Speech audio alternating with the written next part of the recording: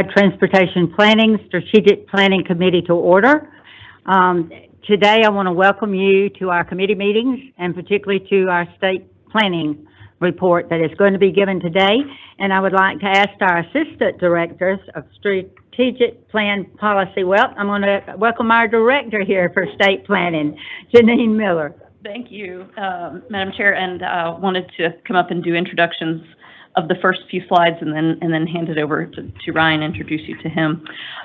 We are very, very excited that the governor has put in a great deal of dollars from State General Fund. Once again, this would be the third year of State General Fund appropriation, third year in a row, but also historic back to when we were first, I would say, allocated in the Constitution Motor Fuel Funds. So back to the early 80s, this is the first time such state general funds have come in to GDOT. This would be the third year in a row. Anytime, though, I'm talking about let's see, did we miss this? Okay. Anytime we're talking about transportation and infrastructure, I talk about the customers of that infrastructure. So where the governor recommended $1.8 billion and the General Assembly is at the point now they're recommending $1.715 billion in their amended appropriation, I believe this is the strongest reason you can have for that appropriation. Since Governor Kemp took office, these data points go back to January of 2019 through June of 2025. So we don't have the last 6 months of the last calendar year, but so this is essentially 6.5 years worth of data, courtesy of the Department of Economic Development. We did the analysis with their data. $113 billion of private investment has been announced statewide. That is in facilities that employ Georgians, operate, and use our roads in one way or another. We took a deeper dive to understand those that are what we call logistics-enabled businesses. This is manufacturing, food processing, distribution centers, recycling centers, all require inbound cargo to operate, employ Georgians, and make a profit, outbound cargo as goods to market or direct to customer. 2,100 businesses, or 88% of the total announcements, were for logistics-enabled businesses, and over $74 billion of that 113, or 65% of the private investment, is in logistics-enabled businesses. Now, this, over that period of time, had reached up and climbed up to almost 80% of the dollars, but the recent few years of data centers that are very expensive, don't require cargo in and out, as you can imagine, has brought down our percentage of the total. But $74 billion of private investment is a big, big play in Georgia for these companies based on our transportation network. In time, they've already started to create jobs, but in time, they're committed to creating 157,000 logistics-enabled jobs, again, statewide. This designation by Area Development Magazine, 12th consecutive year as the #1 state for business, and we believe this is a big part of the reason why. This is also part of Governor Kemp's interest in funding transportation. $2.5 billion in the amended 24 budget in 2025, and then $2.3 billion in this year's budget proposal, $4.8 billion total. This didn't all go to roadways. There were some that went to airports, some that went to rail, some went to the infrastructure bank, but this is a big, big commitment on the part of the governor and the General Assembly, who understand the importance of our infrastructure for today and for tomorrow.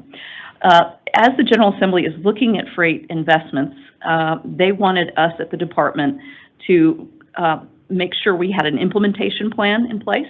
That has been produced. It aligns with our state freight plan, and we're going to talk more about that in a moment.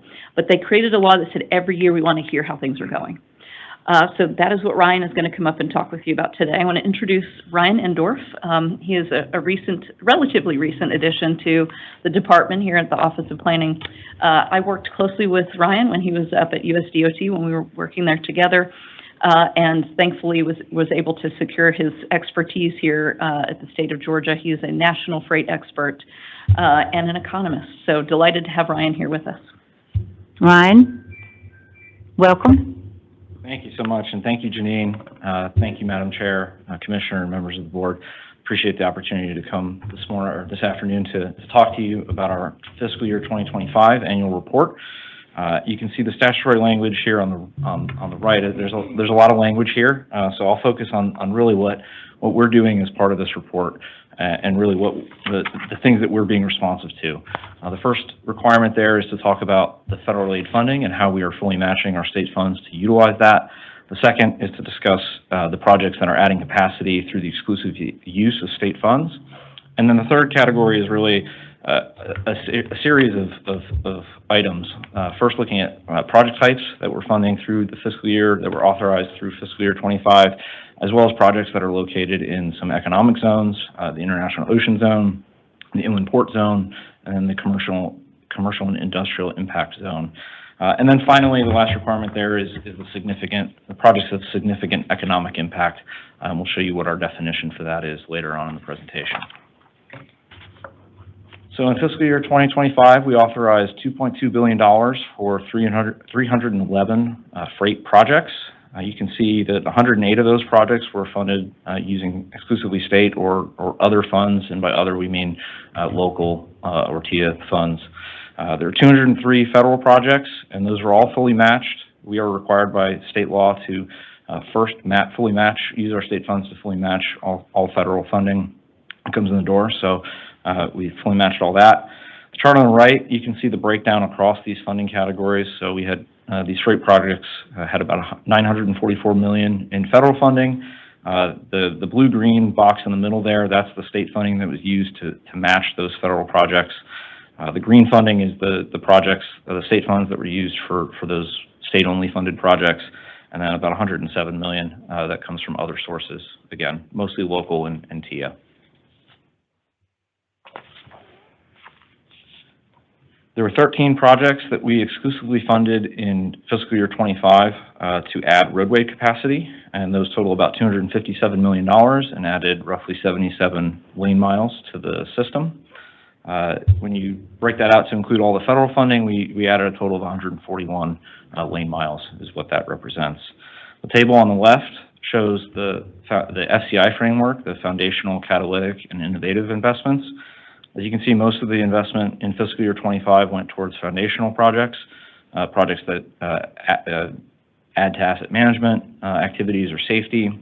You can see that the catalytic investments are mostly for the roadway capacity expansions, and then innovative is primarily technology investments.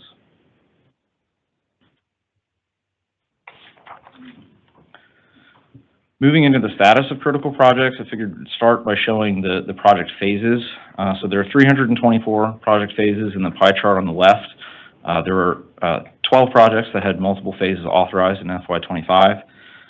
Most of these were for the construction phase, but you can see there are roughly 81 project phases for preliminary engineering, planning efforts, or right-of-way, which is helping show, I think, the pipeline that we're developing as part of the Freight and Logistics Implementation Plan. This table shows the breakdown by specific project types that are identified in House Bill 617. You can see the vast majority of funding in FY25 went toward the interchange, intersection, and operational improvement type. And one of the main reasons for that is that's where most of the pavement resurfacing and maintenance projects, bridge maintenance projects are categorized based on the impacts to operational improvements. The last column on the right is the remaining cost to complete, and I want to spend a minute just describing what that means. That column only is reflecting projects that were in the preliminary engineering or right-of-way phase in FY25.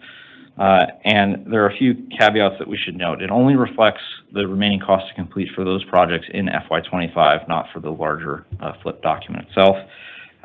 It is based on current estimates of delivery and scope. It does not account for future inflation, and it is subject to the future availability of funds. So one project you'll note that's not in there is I-16, and that is because we do have state general fund investment to complete that project. So these would be the projects that we are certainly subject to the future availability of funds. So this chart moves to sub-paragraph G, which is talking about the 3 economic zones. So as a reminder, the International Ocean Zone is any county within 20 miles of a deep water port. The Inland Port Zone is any county within 10 miles of an inland port. And then the Commercial and Industrial Impact Zones are any counties within 5 miles of an industrial or production facility that's over 200,000 square feet. There is overlap in these counties.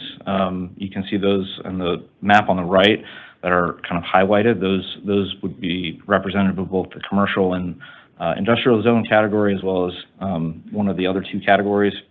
And most of the projects are in one of these zones, 277 out of the 311.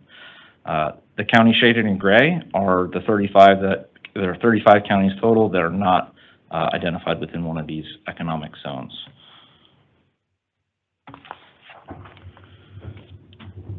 One of the economic HB 617 does not identify agriculture specifically as an economic zone, and we thought it was important to highlight, both because agriculture is one of the state's largest sectors, if not the largest, and many of the businesses there are certainly logistics enabled. Georgia's agriculture industry generates $18 billion each year in economic value, and those 35 counties that are not currently represented in an economic zone generate roughly 20% of that. As part of our state freight plan, agriculture is a massive section that we'll be devoting time and energy to, and certainly it's an area that we will be thinking about investments that are required in order to support that key economic sector. Final section is the projects of economic significance. So to define economic significance, we started with projects that were located on the state freight network first, then projects that received state general funds through the amended fiscal year 24 and 25 budgets, and then finally programmatic projects that both address safety and congestion, as well as certain rail projects that add capacity to the rail system. In total, that was 155, so almost exactly half of the projects, and those had about 1.5 million of the authorized funding. As you can see, there's 510 million of the remaining cost to complete, so these 155 projects represent I think 5/6 of the remaining estimated cost to complete from that table that I showed earlier. So these are the ones that we're certainly paying close attention to as we go forward. And I think I just want to conclude with a timeline that goes back to our prior state freight plan that we developed in 2023. What I really want to highlight for you is that we're beginning the update to our next state freight plan. It is federally required by USDOT. And we have just begun that work, and throughout 2026 here, we will be continuing to engage. And this document will certainly incorporate our next update to the Freight and Logistics Implementation Plan, as those documents will be aligned, but we'll certainly be working with all of you and coming back to you with more input on that as we develop it. With that, I'm happy to take any questions that you have.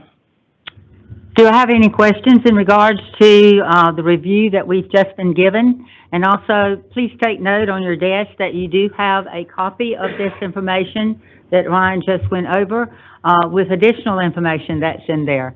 So do I have any comments or questions in regards to our implementation of our plan for freight?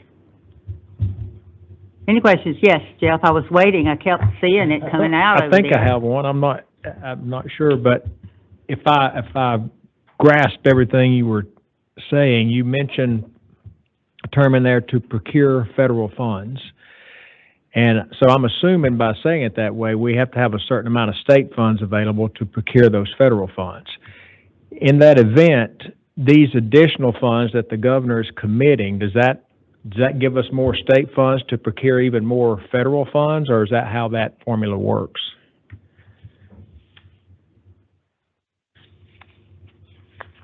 So maybe that question didn't make sense. That word procure is not one we use in the day-to-day. It doesn't mean procure? It doesn't really mean procure. Okay. It means match, as you said. And the chart, let's see, I think if I'm understanding your question correctly, I think this indicates that, yes, we are fully matched. So the $944 million of federal that went toward freight projects, we used $460 million to to quote procure or match, we are overmatched. We are in great shape for matching. That is not the challenge. The challenge is we don't have enough federal and we don't have enough other state funds to build out the breadth and scope of the freight carrying infrastructure we're going to need for the next few decades.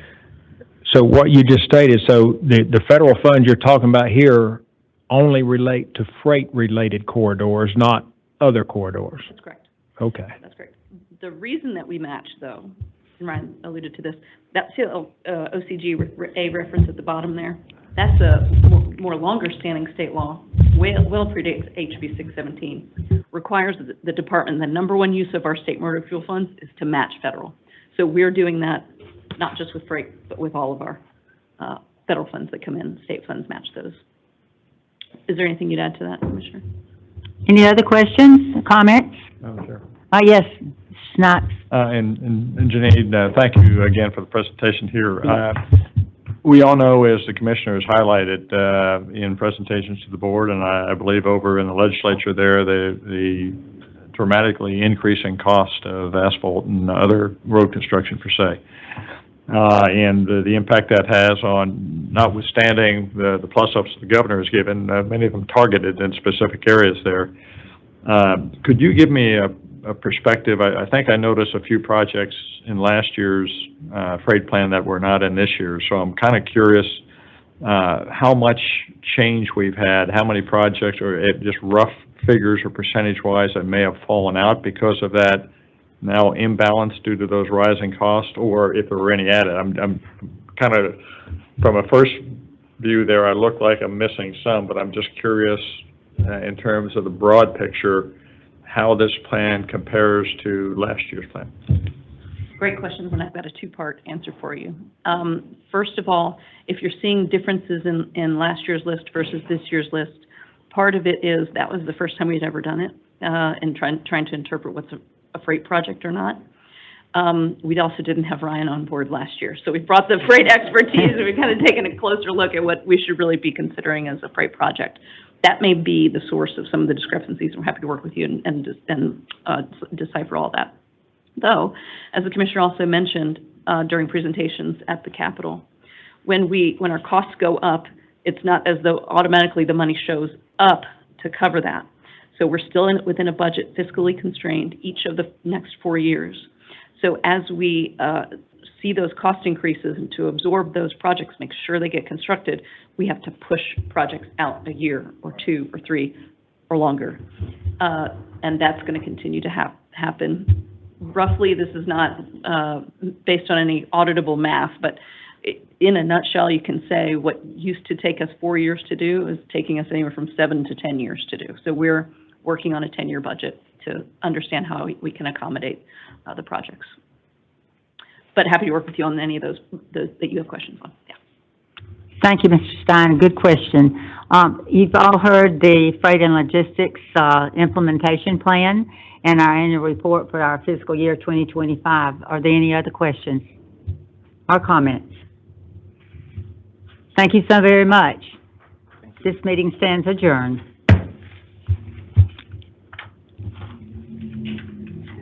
Okay, I'll call Administrative Committee to order and look forward to a presentation from Orrin Davis, Infrastructure Assistant Office Head. Orrin.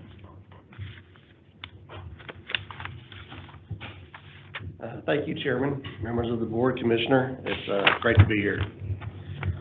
My name is Orrin Davis, and I'm one of the Assistant Office Heads in IT Infrastructure, and today I'm going to be talking to you about cybersecurity. What is cybersecurity? How it impacts GDOT, and the different tools and methods we use to make sure GDOT stays protected. Cybersecurity is protection of data and critical assets. And as technology advances, this becomes more and more difficult. And transportation is the perfect example of this. We're constantly adding new traffic devices and technology to our network. And these number of devices are only going to increase. So what we do in the security team is we build a shield around GDOT with multiple layers. The more layers you have, the stronger the shield is and the better protected that GDOT is. And we build these layers using different methods and technologies and partnerships. And I'm going to show you at the end of this presentation why this shield is so important to GDOT. So what are we protecting at GDOT? First and foremost, our employees. We make sure any equipment that they use has the necessary security software installed on them, is up to date and patched, and is enrolled in our management platform. That way they can be monitored for any vulnerabilities. We also protect around 180 applications, and these applications are both internal as well as external. So we have to make sure we have the proper policies and procedures in place to protect these applications. And these applications live on nearly 3,000 servers that are constantly patched and updated as well. So not only do you have to protect the application, but you have to protect the servers that these applications live on. And then one of our biggest areas that we focus on are the 30,000 plus IoT devices that we have throughout the state, which are traffic devices. We've put a lot of emphasis on making sure that they have the proper security posture in place to protect these devices and protect GDOT.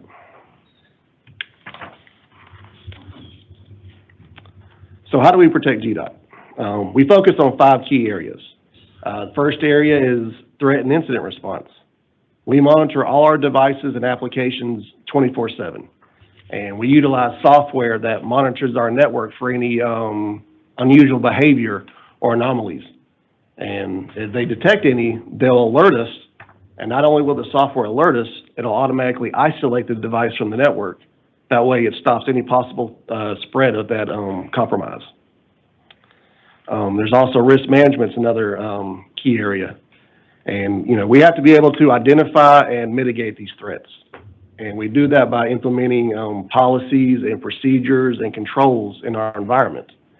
And this area can be kind of tricky because we're always walking a fine line of securing the environment while making sure we don't interrupt the day-to-day operations of the employee. For example, how many times have you gone out and found an application on the internet you wanted to download, and you go to try to download it on the GDOT laptop and it gets blocked by a security team? Or who likes entering a 16-character password, right? But we understand that. So we're always trying to balance between security and operations. Training. Training is a big one. You know, our employees, you know, they have to be trained and aware of the latest cyber threats. You know, they're our first line of defense. So we have to make sure that they always stay up to date on the cyber threats. And one of the ways we do this is they have to attend mandatory cyber training quarterly so that they're aware of these threats, they see what it looks like, and they know how to respond whenever they see one of these threats. And there's also phishing emails that get sent out to the employees. And this is good practice for the employees because if they get one of these phishing emails and they open it up and click on a link or an attachment that they're not supposed to, then they automatically get rolled in additional training. That way they don't make the same mistake again. So it's good practice for the employees. There's also continuous improvement. As these threats become more and more advanced, we have to be able to keep up with them. So we're constantly researching and looking at new technology and looking at new ways that we can protect our environment. So this is one that never stops. You know, we always got to stay on top of our game to make sure that we keep GDOT protected. And the last one is partnerships. And, you know, this one's big. We use partnerships to collaborate on different technologies and ideas. That way we look at new ways to protect GDOT. And these partnerships can be both internal as well as external. External partnerships. We utilize vendor partnerships to assist us in protecting GDOT. One of the ones we use is Driven Technologies. They monitor our network 24/7 around the clock and look at any unusual or bad behavior on our network. And they'll alert us if they see any. And not only would they alert us, they have the ability to also isolate the device from our network as well. That way we have time to investigate to see if that threat's legitimate or not. Another one we use is Palo Alto, and we use them for incident response. So we have a retainer with them, so if GDOT ever does get compromised, They'll come in and assist us with mitigating the threat, and they'll also do forensic investigation, so we see how the threat got into our environment to begin with, and we can document it and prevent it from ever happening again. And we also use vendors as technology providers. And they provide us with technology such as firewalls, application security, software scanning, antivirus. And not only do they provide us with these technologies, but they also collaborate with us to make sure that these technologies are implemented into our environment and used the correct way so we get the most out of these tools. Internal partnerships. I think this is probably one of the most important. We work with all the departments throughout GDOT to make sure that we stay protected. And they do a tremendous job of letting us know of any projects or initiatives or events that they have coming up, so that way IT is aware, not only for support, but also to make sure whatever they're working on stays secure. So this is extremely important. State agency partnerships. This is key when it comes to cybersecurity. And one of our closest and most important is GTA. And, you know, they're critical in coming up with these policies and procedures that we utilize. So not only do we have the internal policies and procedures that we have to adhere to, but we also have the ones that are set statewide. They also provide training. If you remember the quarterly training and the phishing emails I mentioned earlier, those come from GTA. So they do a great job of collaborating with us to make sure that our employees stay trained and up to date on these cyber threats. And they also provide IT training for our staff.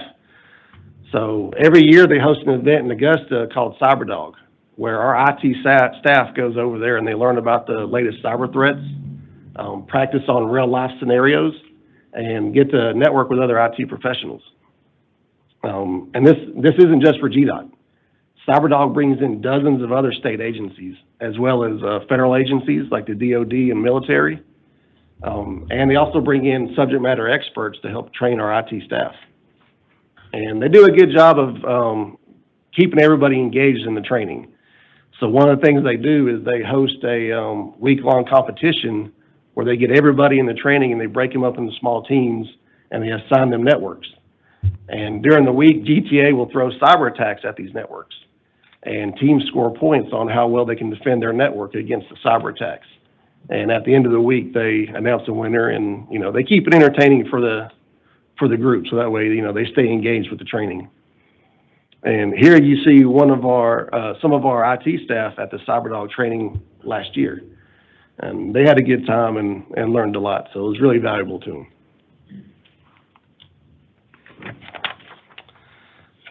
All right, so I've talked about what the security team does, what we protect, and how we protect it. I wanted to give you some stats so you can see what we're up against when it comes to these cyber threats. So these stats were ran just over the last 30 days. So in the last 30 days, the security team blocked over 1,080,000 spyware threats, over 970,000 internet threats, over 1 million malicious URL threats, and over 42,000 incidents were detected and mitigated. So these are big numbers. So that goes back to how important that shield is to GDOT that I mentioned earlier in the presentation, and why the security team tirelessly works to protect GDOT. I also wanted to show you a recent example of how important our partnerships are as well.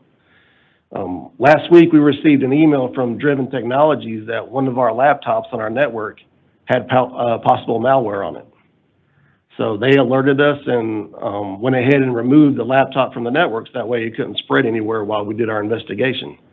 And the network team and security team got a hold of the laptop, investigated, and it turned out it did have simple malware on it.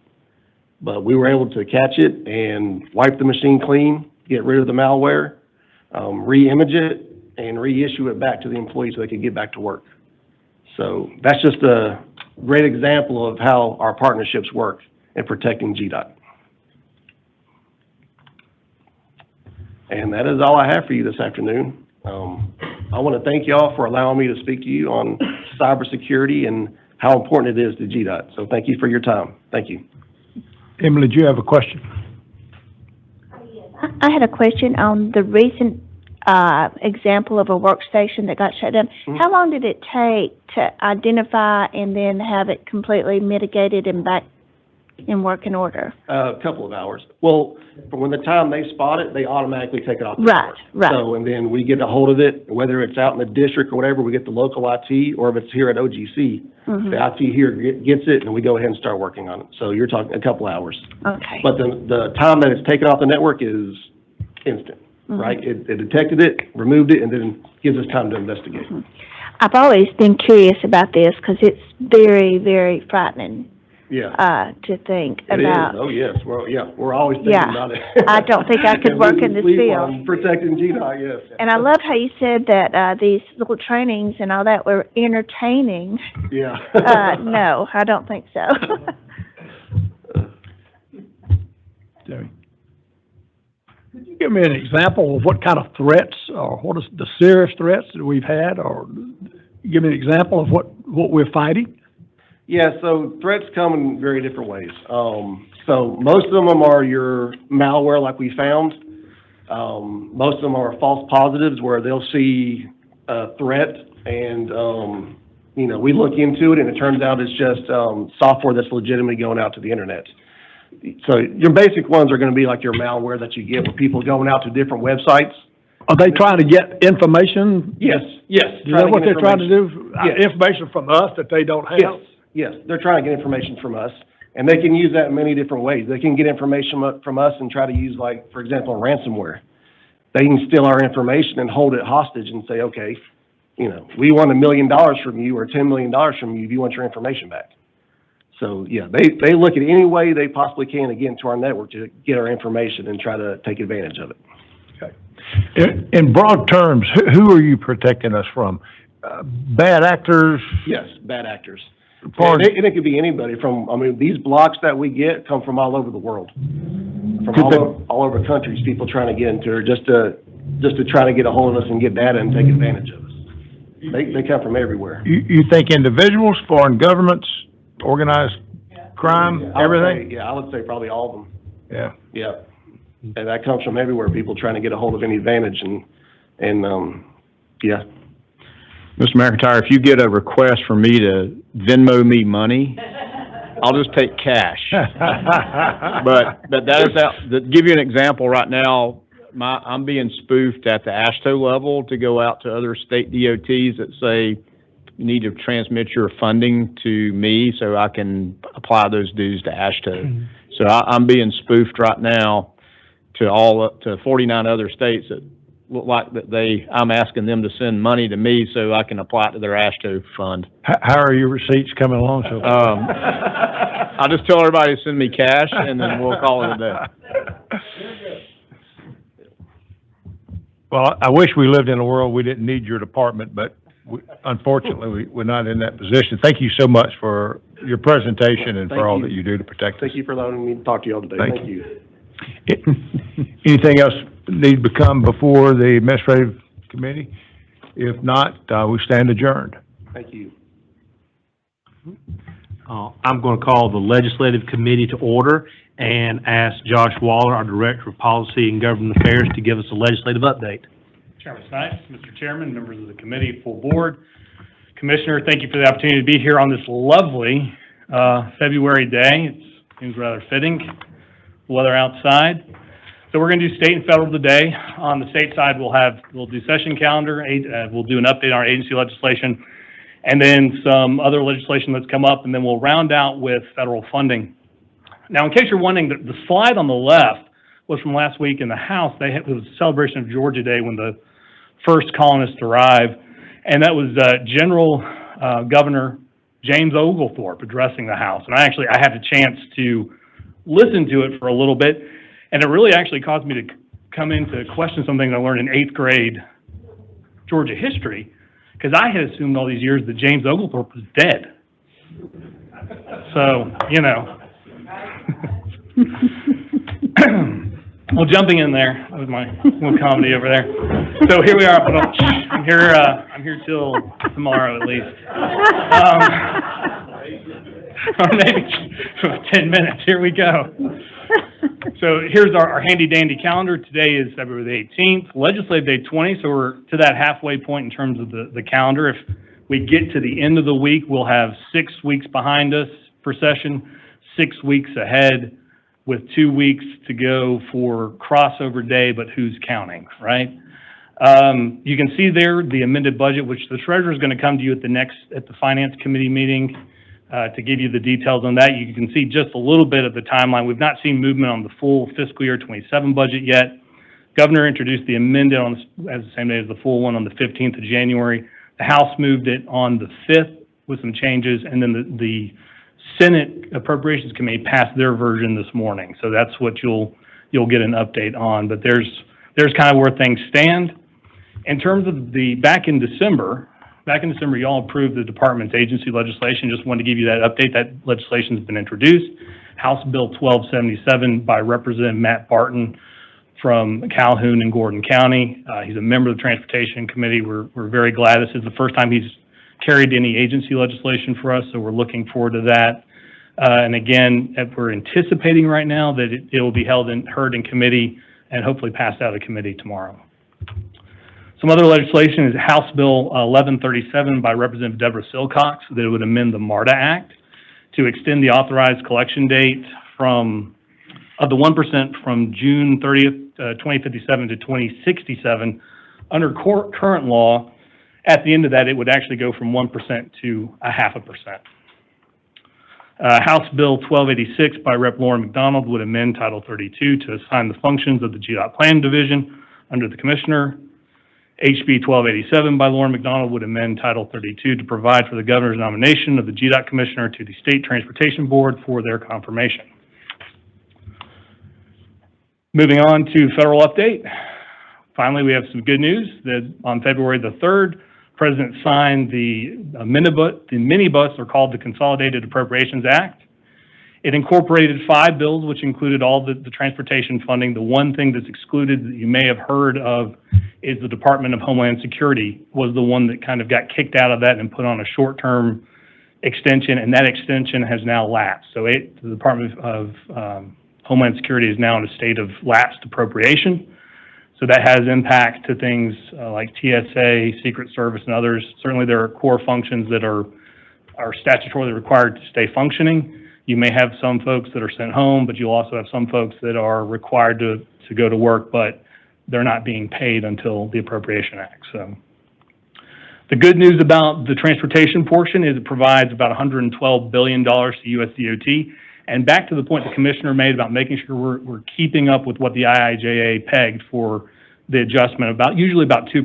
So that includes that 2% to get us back on track to match what the IIJA intended. Of course, you know the cost increases, as has been talked about today, have exceeded 2%, but every percent helps.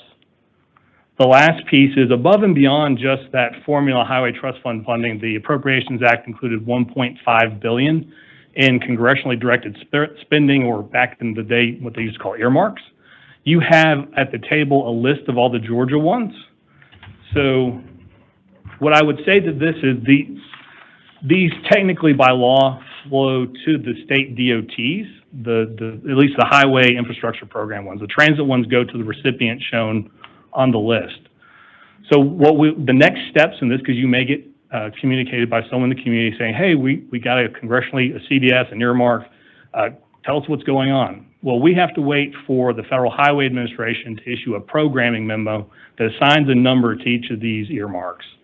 And while these earmarks are designated to come to us, they're really intended for usually a local government.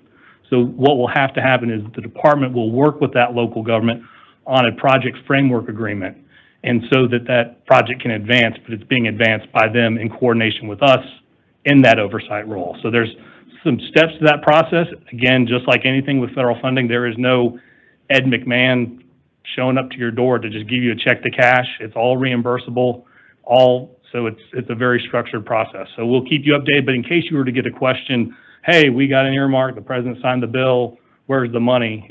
There's a process involved in that. And with that, I conclude, Mr. Chairman. Any questions or comments for Josh? I just want to commend you on recovering from Oglethorpe. I appreciate it. With that, the committee, legislative committee stands adjourned.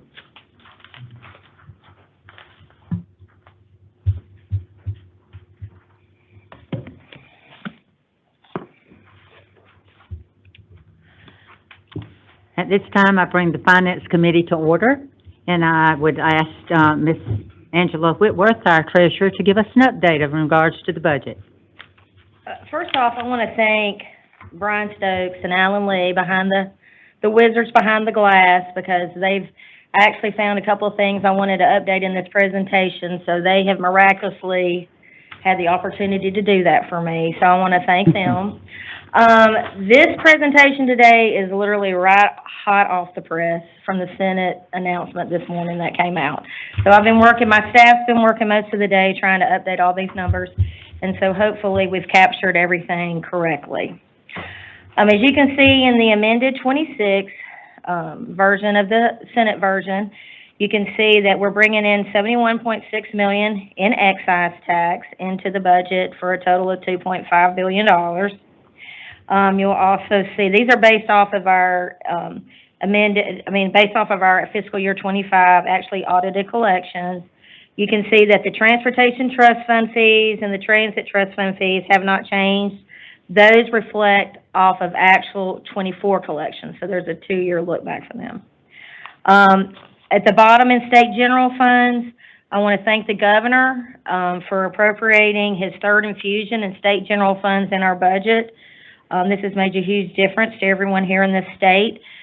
Here in the Senate version, it includes $2.283 billion in state general funds. The House version included $2.277 billion, and the governor's recommendation was $2.354 billion. There actually is a reduction between the governor's recommendation and the Senate version, and that is primarily due to the I-75 project. And we'll hear a little bit more about that here in a little bit. So the overall Senate version is $5.1 billion. On this next slide, as we always provide you with the bar chart from the highest to the lowest amounts, you can see here in our capital projects budget, it's made up of 34%. That is capital construction program and the capital maintenance program. The reason you see payments to CERTA being at $1.743 billion, that includes the I-75 project that was appropriated in payments to CERTA. And you're going to hear a more thorough update on this I-75 project here in a little bit in the committee of the whole from Janine and Meg. They're going to give you an overview of the I-75 project. In routine maintenance, you'll see 11% makes up of the overall budget. This covers roads, roadsides, and our bridges. LMIG and local roads admin, we've lumped those together again. That makes up 10% because there was an infusion of local roads admin funds put back into the budget. In general operations, you can see the 321 makes up 6%. This is a combined effort of department, the admin function, traffic operations, program delivery, and planning. And this consists of all the offices that basically do all the work to deliver projects and the programs. You can see in intermodal, it's roughly 2%, and in intermodal, it is transit, rail, airport aid, and ports and waterways. And then you have the GO bond debt service, which is roughly 2%, and then payments to the ATL, which makes up less than 1% of the overall budget. All right, in these highlighted areas, I'm really just going to touch base on where you see the blue highlighted areas. Again, I want to, because there was several like statewide changes, I want to thank the governor, the House, and the Senate for their proposed one-time pay supplement that was put into the budget for state employees. The House and the governor and the House concurred with it of a $2,000 one-time pay supplement. The Senate version has reduced that to $1,250.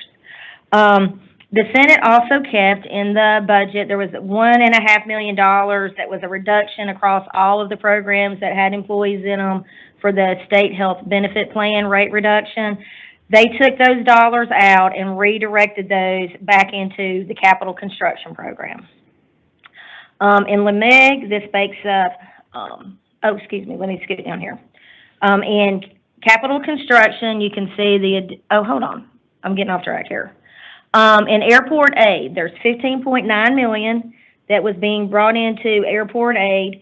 There was actually, in the governor's recommendation, there was no recommendation, and then in the House version, they had recommended to add roughly $15 million into airport aid, and then the Senate version came out, and they added $15,938,000.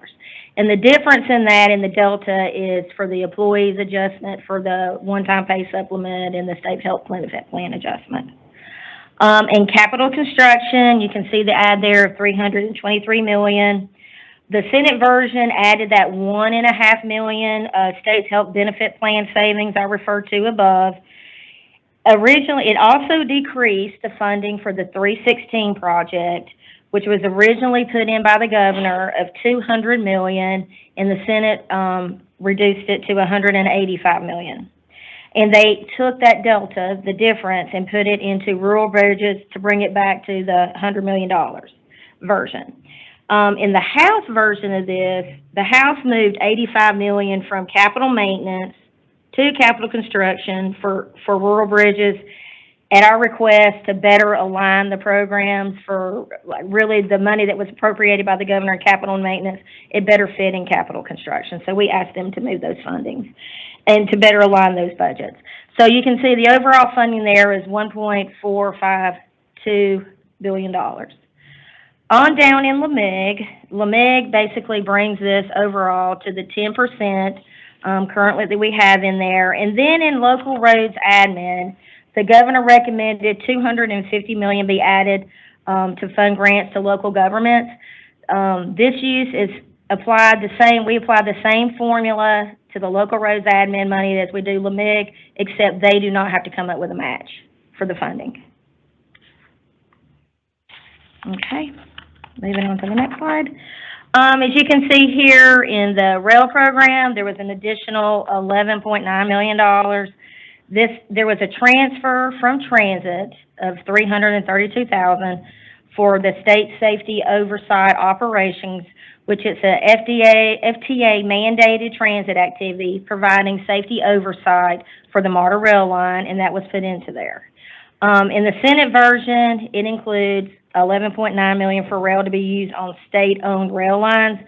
In the House version, they added 4.25. So the Senate increased it from 4.25 from the House version to the 11.59 million in the Senate version. And the delta between that and the 11.92 is all of the different supplements for the pay and the state health benefit adjustments. In routine maintenance, you can see an increase here of $24.6 million that was put into the Senate. This is basically for contracting and material costs as they've increased to help with that program.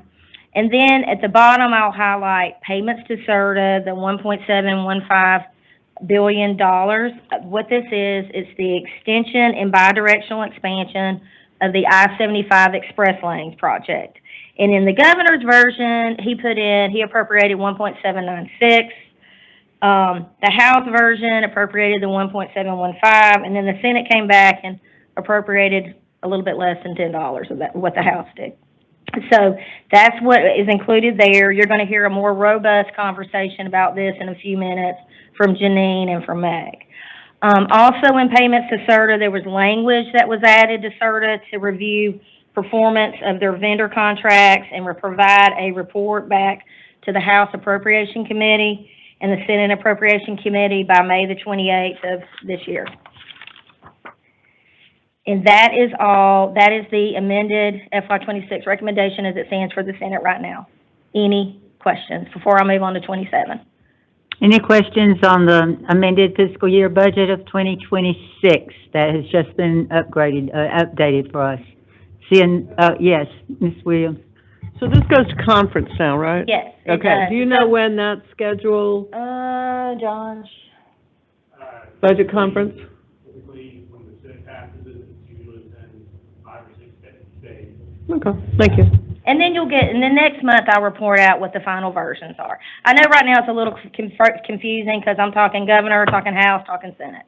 So when we'll finally get it all back together next month, and you'll have the final version will come out, and maybe get a little bit more detail behind some of these. All right. Any other comments or questions? Okay, go ahead. Perfect. Okay, on the, next you'll see the FY '27, budget recommendation that we have here. The commissioner went last week on February the 12th and, did our FY '27 budget presentation to the House Transportation Appropriations Subcommittee. So we'll be expecting recommendations to come out here in the next week or so. As you can see from this estimate here that we have, they've estimated the motor fuel excise to be $135 million. In transportation trust fund fees and transit trust fund fees, you can see the additions there based off what the 25 collections were. And then in state general funds, you'll see a reduction there of $6.9 million. This is primarily because of the reduced locomotive diesel tax collections in 25, and we had some one-time funds that were appropriated in local roads admin.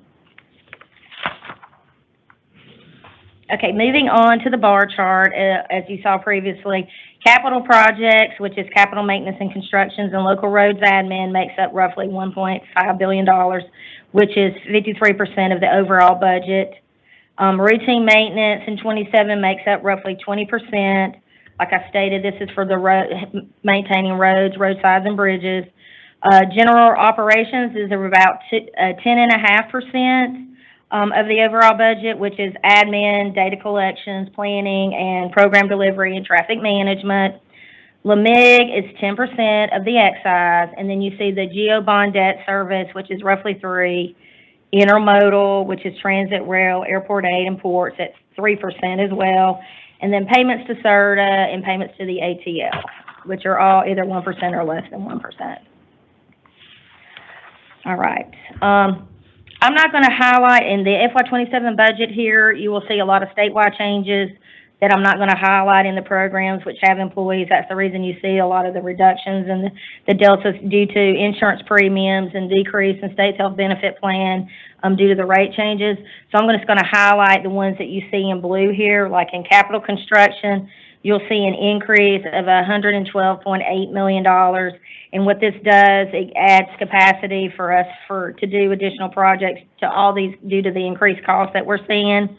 And then the funds from the state's health benefit plan, savings that were spread throughout our programs that have people in them, those funds were being or moved to capital construction to be allocated in that budget program. In LMIG, that trues up LMIG to the 10% of the excise. In local roads administration, you'll see the reduction there, the $5.5 million. And what that was for the one-time funding for the pedestrian improvements in the Cumberland Community Improvement District. And then we had done some roadway safety improvements in a couple of counties, and that's what that reduction there reflects. Okay, on this next slide, you'll see in the rail program, you see a reduction there of the $1 million, a little bit over $1 million. What is reflective there is a reduction for locomotive diesel fees, lowering them back down to $5.5 million in the programs. And then you'll see that $332,000 in transportation trust funds that was added for that state safety oversight for the MARTA rail line. And then the difference there is just a similar reduction for the statewide changes. In routine maintenance, there's an increase of $33.5 million. That is for additional contracting and material costs to help us with that. In traffic management, you'll see the increase of $4.4 million. This increase is reflective similar to in the amended 26 budget, and it also shows the lower state's health benefit rates and the increase in our insurance premiums. And it helps handle the increase like contracting costs that we have at the TMC and some other IT items. In transit, you'll see an increase of $4.3 million. Of this, the transit trust funds increased by 3.8. The majority of that funding is transferred to the ATL, and then $11 million is a formula of funding to small urban and rural transit providers using these funds. And then in the transportation trust fund component of this, it's increased by roughly $523,000. And these funds help run the FTA program, and they're used as matching funds in that program. That is the 27 request. If y'all have any questions, I'll be glad to entertain those. Any questions on our 2027 request, the budget that has been presented to us presently? All right. Seeing none, Madam thank Chair? you so very much. Madam Chair, I'm sorry. I'm sorry, May I say something? certainly. I want to thank Angela and her team for working with the budget office and from the OPB at the governor's office and working with the House and Senate to get to this point. But I think we'd be remiss if we didn't acknowledge that over the past 2 budget years, and including this budget proposal that for amended 27, there's been $4.8 billion of state general fund above what we normally should receive that came from the governor's direction to start that budget. And I appreciate Mr. Stein asking Janine and Ryan about the increased cost and what that has done to our ability to deliver. Without that $4.8 billion, I don't think we would enjoy the things we're enjoying today and that we're yet to enjoy when this budget passes. So I just certainly want to acknowledge that from the Governor Kemp, being his final budget proposal for the amended and the big budget this year, how significant that is. Again, that's state general fund money from budget surplus the state has enjoyed and to deploy to the Department of Transportation. So I just think we need to always remember that and acknowledge that for that top line budget number starts with the governor. And we really appreciate the House and the Senate for affirming those numbers, keeping those numbers in our budget. Angela mentioned some money came out of our budget from the amended budget, but in the grand scheme of things, $2.3 billion, additional $2.3 billion is significant to do significant things. In fact, as I look back at thinking about these numbers, back to the freight logistics implementation plan that in Janine's first slide there about the economic development that's happened across this state in the last recent years, we've got $1 billion of investment in our freight program that otherwise that presentation would have been a lot less impressive because we've got $1 billion. And as Ryan mentioned, one of those is widening I-16, which consumes most of that money, which otherwise would not happen, which is a huge economic corridor for us. There was roughly $90 million to advanced airport aid back in amended 24. One, for us to make sure that we could pull down Federal Aviation Administration grant money that would have gone away, but for that additional state general fund money that we would have lost the ability to replace an airport in Griffin in Spalding County. And the rest of that money went, another $40 million went to airports around the state. $593 million of that advanced capital construction projects over the last 2 years. Some about 19, 20 projects moved up by about 40 project years because our projects we had pushed out, like we talked about, project cost goes up, we have to push them out in the future. We're able to bring those projects back in and advanced about another 20 phases of projects that otherwise we couldn't have got started on. So this is a tremendous amount, and obviously in the amended year that you just heard about, significant investment to work on bridges, to work on important corridors like 316 that has, I believe it was 6 of the highest crash rates in the state at locations. In severity, 4 of those are top severity, and 1 has a severity index more than double the statewide average to work on important corridors, to work on the small little project there called I-75 in Henry County, where the folks in Henry County joke that if you want to know where Henry County is, that's where I-75 stops. That's what they tell people. And you'll hear more about that in a moment as Angela talked about. But Madam Chair, I just want again to reaffirm and say thank you to the governor for his leadership in investment in transportation that's tied at the hip with economic development. And for that, I think we should be very appreciative. And I know I am, and it's given us the ability to do things that otherwise it may not be quite as fun around this place. But I appreciate you allowing me to speak. Thank you. Yes, sir. Thank you, Commissioner. It's always good to have a reminder in regards to why we are where we are today. Sometimes we're very forgetful because the hands are always out, and we never say thank you. And I think this reminder with the figures that the commissioner was able to supply for us today as an update is to really tell us where we are through the governor's recommendations to today, and with the report that we're hearing today, I think that we all are very, very appreciative. So the board says a big thank you to our leadership here at GDOT, as well as all of our leadership that's over at the General Assembly, and particularly in the governor's office with his recommendations. Yes, the department has been very blessed in this budget recommendation. We appreciate that. Any other comments? Seeing none, this committee stands adjourned. Thank you. I'd like to call the Committee of the Whole to order, please, and Mr. Andrew Heath will come forward and introduce our special guest.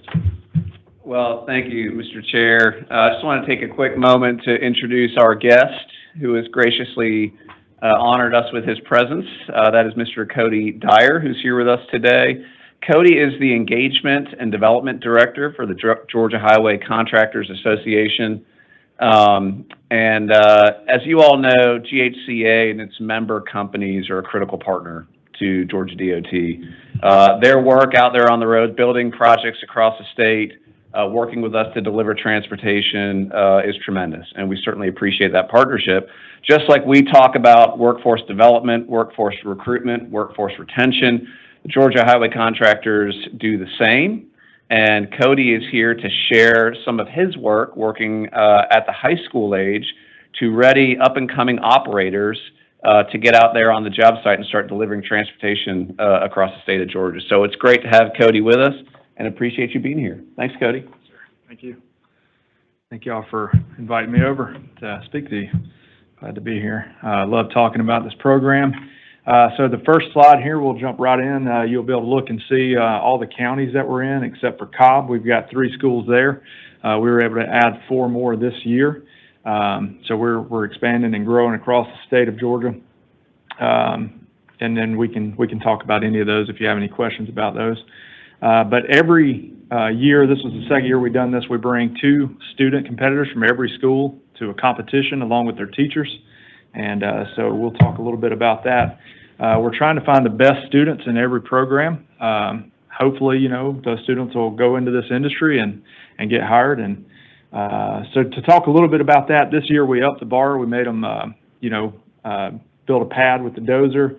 And it was a little muddy, so we kind of punted a little bit there. And with the tires that you see in the picture here, we cut one in half, and they were wet, so we made them move them across the barrel and stack them just to check their ability to finesse the machine and make them compete individually against one another. They also competed on the simulators that they have in the schools. Every program for a full program has 4 simulators.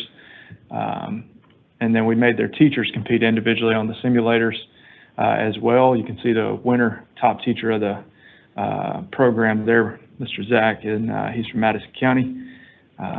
So moving along here, we did a school team competition this year where we had them compete with their students. We wanted to see them work together as a team.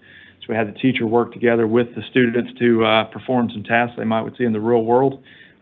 Dig a trench, set a pipe, take the benchmark, use the transit. We actually taught the teachers this past summer training how to read a transit level, and I gave every program transits to take back. So we were able to test them here with that. And the dozer student went through a maneuvering course and then backfilled the trench for the teacher. We also had our first female contestant. She's pictured here for this year, and Mary Persons High School won that. Every individual competitor gets a participation banner. It's not just because they're a participant, but also because they were deemed to be the best in their school. So we give out banners for that, and if they win, they also get a banner for the place that they placed across the state. They get the trophies there that we had custom made, along with some tools for recognition. And this year we did something really cool. I was able to partner with Caterpillar CAT Simulators to give away over $50,000 worth of collaborative works training environment. Basically what that is, it lets all 4 simulators work together in the same network, and all 4 students that's on the machines can work in the same virtual work site. So it's kind of similar to what we had them do. Here you can see the picture of them digging the trench, and the dozer backfilling there. So they'll be able to do that in their schools now, or at least the school that won. We have 3 schools that have this ability now, and there's the first 3 schools in the world to have that technology. So we're trying to expand it. Also want to talk a little bit about, our industry and partner support here. You can see quite a few of our members came down to support this. Also, District 2 sent over some guys, Andrew and Alex there, to be a part of our championship. And you can see all the transit levels behind them that we were able to give to all the programs. So we're trying to build this, and also partner with SimForMotion. I did put together a video here. I didn't know it would immediately start. And I am for Sarah and Daniel. One of our exciting thing for me is, of course, us being the school champions.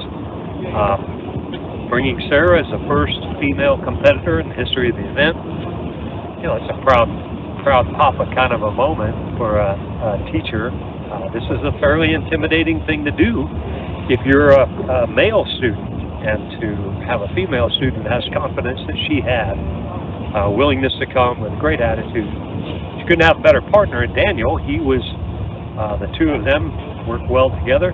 I don't ever want to miss an opportunity to tell the Highway Contractor Association and their contractor members how much we appreciate what they're doing. I've been in this biz educating for a long time, and it's evident how much you all care about our students. We understand that you're doing what you do to get employees, and I hope that we're doing a good job of preparing them for your workplace, but we don't overlook the fact that you don't have to do it the way that you're doing it. So that's to the contractor members, to the association, the personnel out there, Cody in particular, as our student engagement guy. He's in our classroom a lot, and we wouldn't be able to do this without the support that we get from you guys. So, thanks. I'm good. So I interviewed DJ Herm just to kind of get his perspective of how he thinks the program's going. You got to see the students operating. They were all students that were running the machines. Last year, we let the teachers get on. At teacher training, we let them get on. But I feel like he summarized what we're trying to do pretty well, and almost tried to cut the part out about me, but didn't think I could do that and splice it together good. So, but thank you again for having us here. And then I'm happy to answer any questions. I love this program and what we've been able to do. So, any questions? Anybody have, Ms. Ann? I don't have a question, but I just want to say thank you for what you do in our counties and in our schools. It's very valuable. Those schools that I've been able to visit and see, and the parents have gotten very involved with some of these students that might not have ever been a part of things that they do in the school system. So I'm very proud of that. But thank you for all your work. Ms. Williams? I too don't have a question, but I have a comment. This is such an amazing program, and I just commend all of our partners, but the Highway Contractors Association has been amazing. I was able to actually participate and do one of the simulations at Jordan High School a couple of years ago, and got to talk to a lot of the students post that participation, and their level of excitement about being exposed to the jobs here at Georgia DOT was their eyes lit up, and they were talking about learning these big machines and then getting out and going to work for DOT. So, you're training the workforce of tomorrow, and they know that, and they're excited about it. And I can tell you, having served on our school board and in our schools for decades, you never saw that type of excitement because they were never exposed to it. They never got the opportunity to touch and feel the jobs. It's just fabulous, and I thank you. Yes, ma'am. Thank you. Thank you. Yes, sir. Ms. Dye, thank you very much. Any other questions or comments? Thank you, sir. Thank y'all. Mr. Dean? It's an honor to be back before the board today. I'm bookending your day here. It's a pleasure and a privilege, as always, but especially to talk about the governor's budget recommendation. For one particular project, we thought it deserved a good bit of attention in sharing how much analysis we've already done on this corridor, the business case truly for the investment there. And this is a presentation that Commissioner and I have given to three times at the House and Senate in the past few weeks, so that they could understand what this money is actually going to address and the challenges we have in this corridor. So you heard earlier from Angela, her Senate recommendation that the Senate approved today is not on here, but it's very, very close to this dollar amount that the House approved, $1.715 billion. You've already heard me talk about logistics-enabled businesses and how important those are. There's a lot of freight that goes through this corridor, and you'll hear me talk about that shortly. But one data point that is not here that is really, really important, again, in the business case, the logistics-enabled businesses around our state generate every year about $100 billion of sales and output. So $1.8 billion of capital investment pales in comparison to what they generate for our economy and for our state government. We're going to start with a look at a national data source called INRIX. You may have heard of that data company that has many, many types of reports and analysis. Very well respected. Every year they produce most congested cities in the world. Atlanta is number 7, and we are 16th worst in the world. This came out in the fall. From 2023 to 2025 report, those 2 years, Atlanta traffic hours lost in congestion increased by 23%. That's the 3rd worst growth in traffic congestion in the country. The other 2 cities or metro areas ahead of Atlanta were Baltimore, Maryland, and Philadelphia, Pennsylvania. These are not 2 cities I think that anyone would believe would have a lot of growth in their traffic delay. But according to the INRIX reporters, the folks who do this report, the Baltimore traffic growth was generated predominantly by the very unfortunate collapse of the Francis Scott Key Bridge, which put incredible pressures on their surface transportation network. And in Philadelphia, the number 2 growth in traffic congestion in this 2-year period, there were safety issues with SEPTA, their public transit operator. They had a lot of rail inspections that had to be done on their train cars. It shut down their transit system a good bit. They have had some population growth, but they also did absorb some of the freight traffic from the, pardon my spam there, they absorbed some of the freight traffic from Baltimore. So were it not for those 2 events, singular, unique events, Metro Atlanta would have had the worst traffic growth in the country in the past 2 years. 75 hours lost to traffic per year, 50% higher than the national average. If you want to review that full scorecard, that QR code will take you to that full report. This is what it looks like from another data source that we rely on a lot called RITIS, Regional Integrated Transportation Information System. It's a national database of very, very rich, almost real-time data that we can look back in history. This is a look back to 2019, traffic that got worse on the red areas, red corridors on the left, from 2019 to 2025. In that period of time, the population, essentially, of the city of Newark, New Jersey, moved to Metro Atlanta. So if there's a roadway in green, there are a few of those that that were less congested over that 6-year look, and the red were more congested. On the right, you can see the gradient of that degree of change, and of course, I-75 shows up on the south side as one of those that remained, that was more congested than 2019.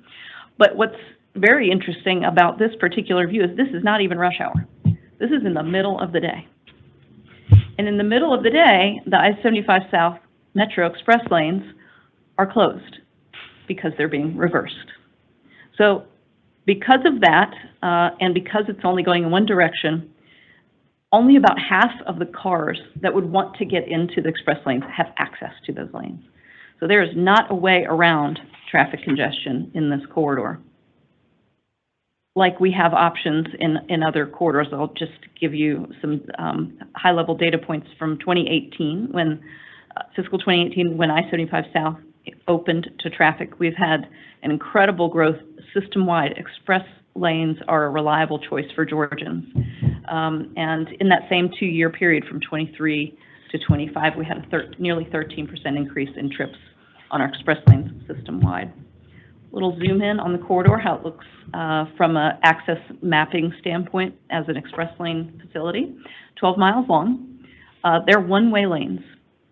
Not very often do you see one-way roads without a pairing going in the opposite direction, even if you have one-way streets around your cities. There's usually another lane going in the other direction. We don't have that here. Last year, there were 5 million trips and had an 84% growth in this corridor since 2018. So this is just a schematic. But for anyone who's trying to traverse through the corridor and understand how long it's going to take them to get through, they might look it up on their Google Maps on their phone. And as I said, nearly half of the travelers can't access these express lanes. So on the left, in the green, is the lanes going in the northbound direction, as they do every morning. For that 12-mile stretch, it typically takes 10 to 16 minutes. But when it's a northbound trip in the afternoon, when the lanes are not available, it typically takes 14 to 26 minutes. But that's for you, that's for one person. Multiply that by 100,000 people every day who cannot get into the lanes. And this is the problem that we have and that we see. These are GDOT cameras that we work very closely at CERTA with the Traffic Management Center. That GDOT has cameras throughout our roadways. This is a view of the relief that only runs one way. Those gates are down on the left, yet look at all that traffic heading southbound that can't access them. If the lanes were available in both directions, the picture on the right indicates how a lot of free flow would be happening on those express lanes. And in fact, we think that this will be a huge boon for trucks as well. Take a look at all those trucks in that picture, and I'm going to tell you more data points about that. Another view of the corridor is our model. We have a statewide travel demand model that gives essentially a report card to every corridor. A, B, and C, that's where you want to be if you can, and a lot of our corridors around the state are this way. But by 2050, almost every hour of the day, this corridor will be scoring an F with consistent and reliable delay. The problem is then what these don't show is the unreliability that is furthered, the unpredictable crashes that happen and make the slowdowns even worse and more painful for travelers and for the local area who have their roadways absorb the diverted traffic. So another data point, another set of information here that I think is very interesting. We took that RIDIS data and we looked at December 2025, the last full month we had before we pulled this presentation together. 193,000 cars on average per day use that little pink segment there. But there were 334,000 vehicle hours of delay, costing $15.5 million to the economy in 1 month. 80% more is travel time you have to budget to get through that corridor. And on average, each person lost 9.3 hours to traffic on that corridor in 1 month. The gray areas are counties shaded who have trips that are either coming from or going to using that corridor. This is truly our main street of our interstate highway system for the state of Georgia. 70% more vehicles, though, will be able to pass through once we have lanes going in both directions. Those trucks those vehicles that are sitting in delay are also trucks. 18 to 20% of the vehicles today are trucks. Those are heavy-duty tractor trailers that on a daily basis carry $620 million of freight through the corridor. On average, over the course of the year, that's 23% or nearly a quarter of Georgia's freight. Not of Metro Atlanta's freight, but a quarter of the state's freight in value uses this corridor. And by 2050, we're going to have a 68% increase in truck volumes in that corridor. This is a list that we don't want to be on either, and that is the American Trucking Association's research arm called ATRI. Every year publishes the worst bottlenecks in the country, top 100 list. that we don't want to be on. It was just released earlier this week, the latest report for 2026. What we've got at this point, I think there's 9 total, in the state of Georgia. The only state that has more bottlenecks is Texas. And this corridor moved up the list. We were number 12. This I-75 corridor was number 12 on the list last year. It's moved up to number 10. And don't let that fool you. Number 10 is really the very first corridor of bottlenecks. 1 through 9 are all interchanges where 2 interstates cross. Think Spaghetti Junction, 285. In fact, of the other bottlenecks that we have, they are either under construction, I-20 on the east and west side. Very excited about those projects for freight and the improvements we'll see there. And then number 3 and number 5 on the national list are on 285 at 85 and 75, which will be addressed as we progress with the public-private partnership on those corridors. So this is the one corridor we don't have a solution for nor money to address. And it's just going to continue to get worse. 1.8 million people are going to move to Metro Atlanta. This is according to ARC's estimate, Atlanta Regional Commission. 1.8 million people, that's 6 times the amount of people that moved here since 2019. And on the left is where people live, on the right is where they work. So there's a lot of commuting that you see showing up here in this graphic. And traffic on this corridor is going to double by 2050, according to the analysis we've done so far. Before I turn it over to Meg, I want to see if there's any questions on that. Yes, Jeff.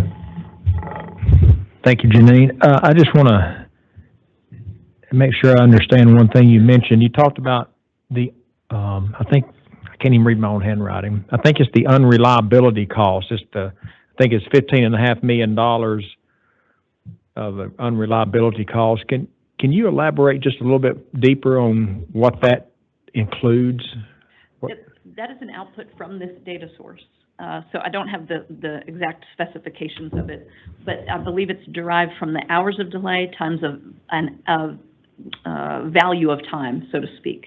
So those 334,000 hours of delay translated to 15.5 million hours of loss to the economy. In other words, time wasted, probably fuel wasted as well. It's for cars and trucks. That's an average, I would assume. It is for that month. That is December only. Thank you. Yes. So this corridor is bad. Everything just validates that for those of us who have traveled it. I'm a little surprised at a statistic that you gave that 18 to 20% are trucks, because every time it seems to me, every time I'm on this corridor, you know, where it might be 4 lanes, at least 2 of them are nothing but back-to-back semi-tractors. You know, there's all freight. So I guess my question is, you know, is it intuitive or not that this increase in traffic is a lot of it is coming from the deep water ports along the east seaboard, like Savannah, Brunswick, Jacksonville, that are going north, having to go through Atlanta. They're hitting 75, and, you know, we keep adding lanes. Can you briefly, and maybe we can get a report on this at a later, more in-depth report. I'm going to plead ignorance here. I don't really understand how these inland ports function around the whole transport of freight. And I'd like to better understand how those logistically may help us improve some of the freight traffic. I don't know if you can, you know, quickly give me a soundbite, but I think it would be something that at least I would benefit from, because I've kind of wrapped my head around an inland port. Doesn't make sense. I don't have the rail data handy on top of my head, but we will definitely talk more with you about it. In general, though, the inland ports are operated by Georgia Ports Authority in conjunction with, in partnership with a Class 1 railroad. So it enables the cargo to move in and out of the gate on a train and go up to Atlanta, through Atlanta, on a train rather than on a truck. So that's kind of what I assumed it was. My question then is, for instance, Brunswick has a inland port designation, or, anyway, let's say it were, hypothetically, would freight coming by tractor out of a port like Jacksonville, do these inland ports enable them to go there and drop their load, then to go to rail? If there is the appropriate, and this is determined by the Class 1 operational flow that matches up with switching trains and heading them to the next Appropriate. destination. But hypothetically, they could allow some freight to come off of the roads and onto rail. Absolutely. Hypothetically, that's They the purpose absolutely of them, is to move them off our roads. Okay, thank you. They absolutely do. 18 to 20% doesn't sound like a lot, but it is very high nationwide and even for the state of Georgia. Other roads I've seen, very few of them have up to 25% trucks. And mostly those are in rural areas where there are fewer cars. Think about the size of a truck, takes up the space of maybe 3 or 4 cars. So that might be another part of the distinction there. Thank you. Any other questions? Thank you, Ms. Miller. Ms. Park, welcome. Good afternoon, everybody. I just have the one slide, but I just wanted to address, this project from a delivery perspective and how we will move ahead if this funding is approved in the budget, when this funding is approved in the budget. So the commissioner already mentioned that this is the point on I-75 where traffic comes to a stop. And so I think all of the planning work that has happened through Janine's division has just shown what we already knew, that the reversible express lanes are always going in the wrong direction at least half the time. So when we originally started construction on the I-75 reversible lanes in 2013, the traffic patterns were very different. The AM peak was much stronger in the morning, the PM peak was stronger in the afternoon, and so the reversible lane made sense 15 years ago or so. But since then, the volumes have changed, it's evolved. Traffic patterns are very heavy in the AM and PM peak in both directions. And since COVID, there is no longer a dip in the midday traffic. The midday peak is just as strong as the AM and the PM. And as Janine said, that's when we have to shut down the lanes to reverse them. So it causes even more congestion in that midday peak that just carries on through the PM. So Janine just showed that the traffic volumes are increasing and they're going to continue to do so. And this project is really needed. And really, the express lane corridor probably needs to be extended further south, at least to Bill Gardner Parkway. But because this project is on an interstate, regardless of the fund source, this is a federal project. So for GDOT to deliver it, it will be delivered as a federal project. You can see that the $1.8 billion that the governor put in the budget, basically, that is an amount that is needed that will allow us to get the project started and to finance construction of the project. That is not going to be the total cost of the project. We have not started developing a concept yet, so we don't know exactly what the cost is going to be, but we have an idea that it's going to be a lot. And so this funding is very needed to, first of all, we have to demonstrate a viable financial plan to Federal Highway Administration. If we're going to proceed with developing this project, their stance is, you need to show that you're working on a project you're going to build. They're not just going to review and approve things for a pipe dream. So we need to have a viable financial plan, and $1.8 billion will allow us to develop that. We have to show that we have committed funding for the project in order to develop an environmental document and gain federal environmental approval, an approved NEPA document. So that is also a requirement for the environmental studies. And this project is included in the Regional Transportation Plan at ARC and in their air quality model. So when we built the original lanes back in 2013, that's when that project was let to contract, it cost much less back then. We all know how costs have increased over time. But some of the reason why it's going to cost more now is also because this is a much more complex project. It's going to require right-of-way. The previous project did not. It's going to offer more access. What we built back then, before we had even increased the gas tax in 2015, was a small project that we could afford to deliver on our very tight budget, which did provide some relief, but we've seen now that it's lived its shelf life. So with this funding, we'll be able to develop costing plans, gain environmental approval, and develop the federal financial plan. We should be able to begin procurement within about 2 years and begin construction in about 4 to 5 years, or have a contract at that time. So I just wanted to give you an idea of what next steps would be following this budget cycle for this project. Happy to answer any questions. Any questions? Yes, Joe? Yes, thanks both, Meg and Janine, for that. And it may be my faulty memory, but I believe as we were looking at this, notionally for in the past, there was some talk of truck-only lanes, especially when you talk about the percentage that Kathy brought up here of truck traffic.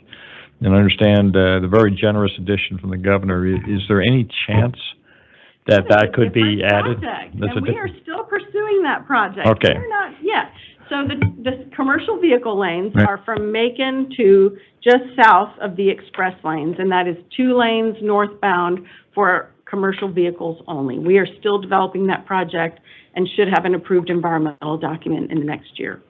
Any other questions? I'll just make a comment that on Yes. behalf of Tim and Ann and I, we look forward to this project moving forward. Just for you, Dan. Thank you very much, Ms. Perkle. We have any other comments, questions? Seeing none, we stand adjourned.